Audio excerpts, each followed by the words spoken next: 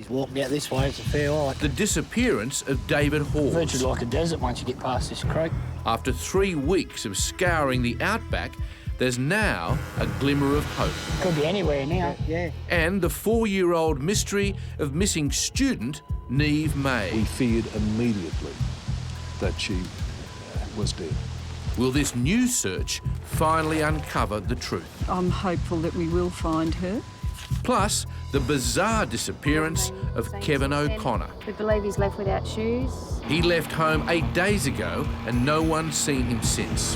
People do come down here and ways of ending their life, unfortunately. It's the start of another busy week for the officers at the Missing Persons Unit. Morning all, got a busy day today. There's 12 new cases on the list. Inspector Taylor, there's been some good news in the case of David Hawes. We've had a breakthrough. It looks like our media strategy might have been successful. Excellent.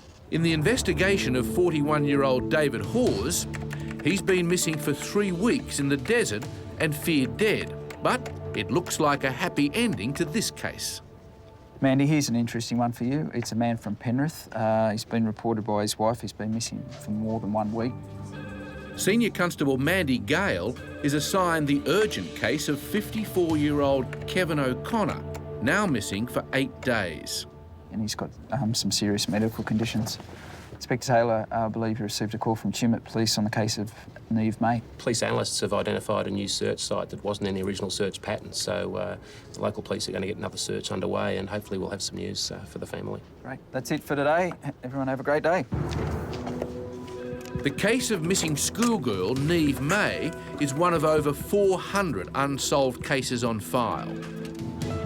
Cases like this can remain active for decades. A desperate appeal today from the parents of a missing 18-year-old Armidale woman. Inspector Adam Taylor is reviewing file footage on Niamh's case. Because she hasn't been heard from in nearly 3 weeks. And now, suddenly, 4 years after Niamh disappeared, there's new information, a new search, and new hope for her family. Any tiny little thing that people have seen that may help us or the police, we would just love to know what happened. Niamh was picking apples down near Batlow in the Snowy Mountains back in 2002 and was expected to go home for Easter and didn't arrive. She was due to arrive at 7:13, according to the train timetable. But Niamh to her friends, never caught her train, and no one has seen her since. We feared immediately that she was dead. Today's search, based on new police evidence, will take place in an area near where Niamh was last seen alive. Horses move, so the horse riders... As Niamh's mum and dad wait for the police search to begin, they walk the trails in the forest where Niamh is thought to have spent her last hours. We really are interested in the possessions. That's because if you get the possessions, you're likely to find Niamh. Yes. This is a walk no parent should ever have to take. Jump in a cab. You got the file? Yep. Back at the Missing Persons Unit, it's shaping up to be a busy day for Adam. He and Sergeant Mark Samways are off to Mildura to follow up on the amazing development in the case of missing Broken Hill man David Hawes. Last week, He's a loner. we reported 41-year-old David Hawes' disappearance. Is there a difference there? He hadn't been seen for 2 weeks. How's his state of mind? Was he all right Well, he last time you saw he him? was really down. There were grave concerns for his welfare. It's a bit of a mystery, but it's out of character. So Adam Taylor and Mark Samways went to Broken Hill to join the search.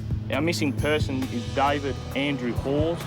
But when they arrived, they received devastating news. The mother of the missing person has passed away. Oh, no. David's grieving mum has died from a broken heart. That's not a real good situation. And a massive search in the desert has failed to find any trace of David. If he is out here, we may well be looking for remains. The best bet was that he'd hitched a ride out of town. He could have bummed a ride to Mildura and could be anywhere now. Now, 4 weeks after his disappearance, the Missing Persons Unit has received some great news. We're now at a rural location several hundred kilometres from Broken Hill. We have information that David is safe and well and working on a property. So we've flown in today and we'd like to speak to David and just ascertain that he is safe and well and just see what he has to say about the circumstances surrounding his disappearance. Following a statewide police media campaign to find David Hawes, a farmer who saw David's picture in his local paper called the Missing Persons Unit to tell them that a man who looked like David was working on his farm. Gentlemen, I introduce to you David Hawes. Adam Taylor, David. Mark Samways. How are you? Pleased to meet you. See how you doing? I'm fine. That's good. Happy. You look well, happy. I'm fine where I am. You're probably wondering what all the commotion was about. Basically, yeah. Like we say to people, it's not a crime to go missing. And all our involvement was to make sure that you're alive and well. It's not a crime to go missing. But what David sees as commotion was over 40 police who spent weeks looking for him, and it could all have been avoided if he had just called home. What happened was I got sick of just about everything, just family constantly on my back, just not finding a job, and the pressure built up, and I said, stuff it, I'm going to take the bull by the horns and just get out of Broken Hill, basically. And without telling anybody, that's exactly what he did. Hitched a ride out of town, leaving his family behind to start a new life 300 kilometres south on a fruit farm. I got the job here and then settled down. And about 3 days later, it was like the world opened, basically. And I saw it in a different view, and it was quite a shock. It really was. But for David, there was an even bigger shock to come. Back in Batlow, Niamh Maye's parents have returned from the forest to attend a police briefing for the third search for their daughter in 4 years. I'm just hoping to locate something that may indicate the whereabouts of Niamh or the circumstances surrounding her disappearance. This new search for Niamh's possessions left behind by her killer is based on recent evidence that links Niamh's disappearance to a new area of bush. The whole investigation came to a standstill. It went through a review process, little bits of information that we received throughout the investigation, people that have found clothing, people that saw items of clothing some time ago. And as a result of that review process, the analyst had identified the Green Hill State Forest area as an area that should be searched. If we find anything, what we're looking for today is property, is a big thing. There's a picture floating around. Leah had a backpack, a number of bags, suitcases and shopping bags, which the analysts believe are all together. Anything you do find, don't touch it, don't move it. Niamh's parents have had to come to terms with the reality that if they do find their daughter's possessions out here, they might also find her grave. Apparently it's common for people who've committed a crime of this nature not to be caught in a situation where they can be blamed, so they get rid of the evidence fairly quickly, and if that means a person and their possessions, generally they get rid of them both at the same time, and then they can claim that I don't know anything. But with 4 seasons of growth covering the forest floor since Niamh disappeared, finding any clues in here is no easy task. Back on the farm, David is about to be dealt a devastating blow, that he may be the cause of his mum's death. Bit of a shock finding out my mother has died as well. She'd be the first one to tell me to don't look back, go on your life. The only factor I think that's going to be sticking in my mind is I might be been the cause of my mother's death. So, and like I said, that's a feeling I've got to work out later. So, who knows?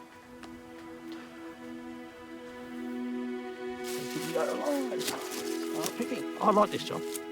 It's quiet and it soothes you in a way. David may have been lost, but it seems somewhere in all this fuss, he's found himself. I just want to be left alone and, like I said, see what the world's like for myself. It's a great result. It's fantastic to see David looking so well, and he's certainly happy here. Our media strategy was worked at the end, and the fact that David was missing came up through the newspapers around this area. Communication's a big factor in this case, as is in a number of missing persons matters, and all missing people are reported by loved ones, and better communication. It only takes a phone call, and minds can be put at ease. A great result that we're extremely happy with.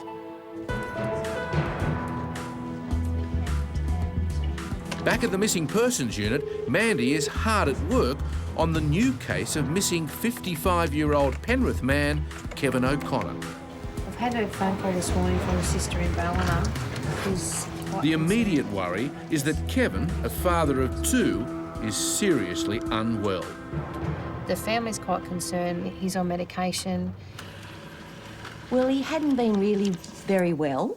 You know, like he was sort of having a few problems, and, you know, we did ring the nurse to come and see him, and we sort of thought that he needed to go to hospital for a bit of a rest and, you know, have a be assessed and, you know, maybe have his medication changed. So we were worried about him. His health is Mandy's biggest concern, especially given that Kevin has been missing for over a week without his medicine. The police, I believe, have contacted local hospitals. There's no one sort of comes under his description that's been admitted. So, yeah, so we're concerned. It's now time to sort of start looking at the surrounding area of where he's gone missing. There is bushland around, not far from the Nepean River. So that's exactly where Mandy heads, to join an urgent police search for Kevin along the Nepean River near his home. Back in Batlow, with the search well underway, Niamh's brother Kieran recalls crucial information that supports the theory that this is the area where Niamh spent her last hours alive. Went to the pub, and the barmaids there gave pretty good descriptions of the people she was hanging out with. That afternoon I was able to piece together she was last seen in a black hearse. They don't know the name of the guys, but they think they went camping. The driver of the hearse, the man who took Niamh camping, and the last person to see her alive is 32-year-old Jack Nicholson. And this is the very campsite where Jack Nicholson told Niamh's brother Kieran that he took Niamh. That's probably the time when I first realised that she was in serious trouble, you know. These photos police found in Nicholson's hearse were taken at the campsite just before Niamh disappeared. And the campsite is only a stone's throw from where police are searching today. You could drive there from here in 10 to 15 minutes. No one's going to see you. And then you can do what you like. Niamh has been taken willingly or unwillingly with that vehicle wherever it went.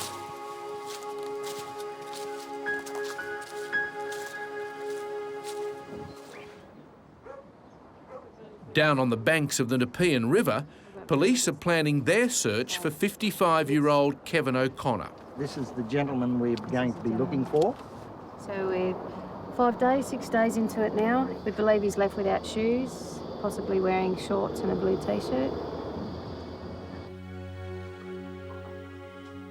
He was worried that he had to go to the doctor the next day, and he was worried they would put him into hospital. And he was worried about the drugs that they give him, and, you know, because they make him feel sick and give him bad headaches, you know. So I think that's what triggered it off. Maybe one of the things anyway, you know. Mandy knows that time is running out. Her hunch is that because Kevin loves water and rowing, he may have gone down to the river. So we're going to put a Volunteer Rescue Association boat and a crew into the river. Her great fear is that without his medicine, Kevin may have become disoriented, fallen into the river and drowned.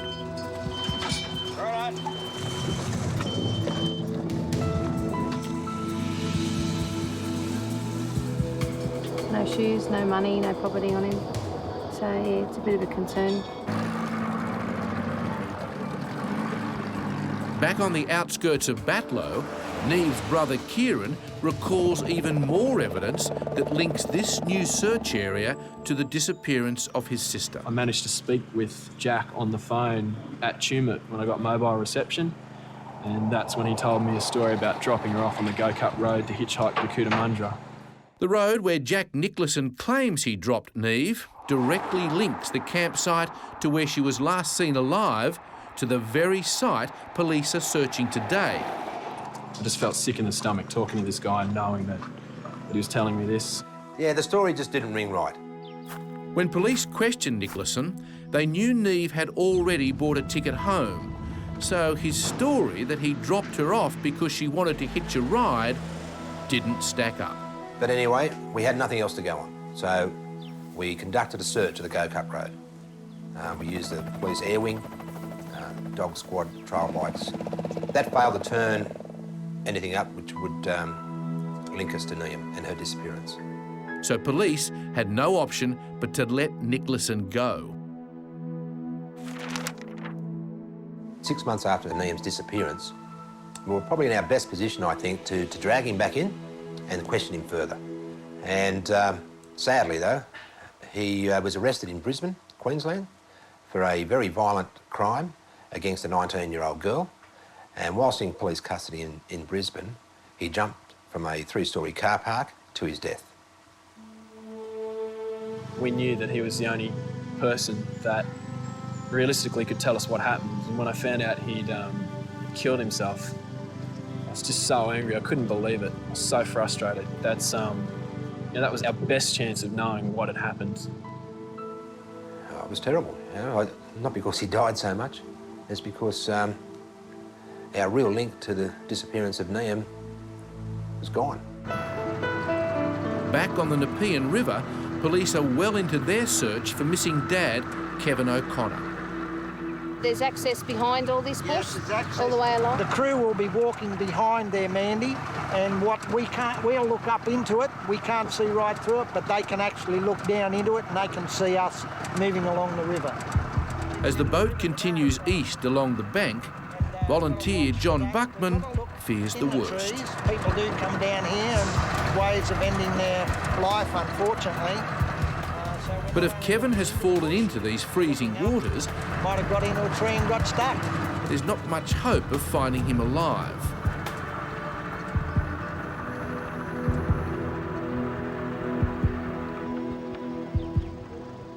In Batlow, after 10 hours of searching the forest near the campsite where Niamh was last seen alive, volunteers again return empty-handed. For Niamh's family, it's been another agonising day in their 4-year search for their daughter.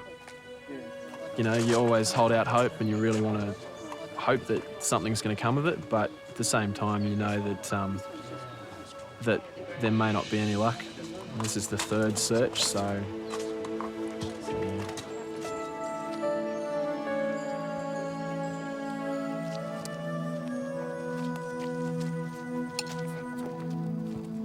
And despite yet another day of heartbreak, Niamh's mum somehow finds the strength to be positive. And we are so grateful that you've done it.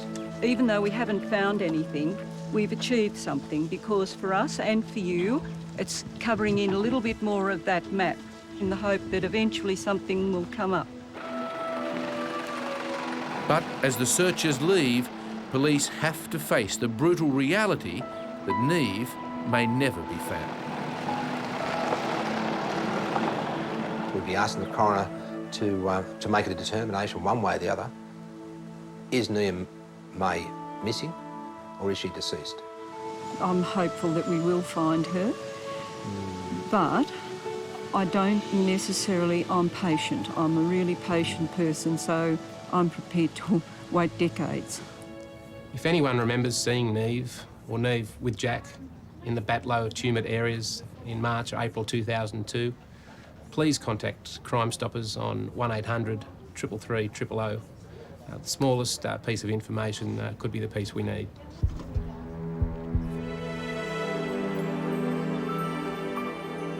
Meanwhile, in Penrith, local detectives are now going door to door near where 54-year-old Kevin lives.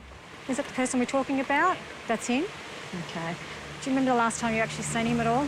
It might have been maybe a month after Christmas. We've seen him once walk up, and then he used to go back about lunchtime. But I haven't seen him since, but people across the road, he used to stop and say hello to them all the time.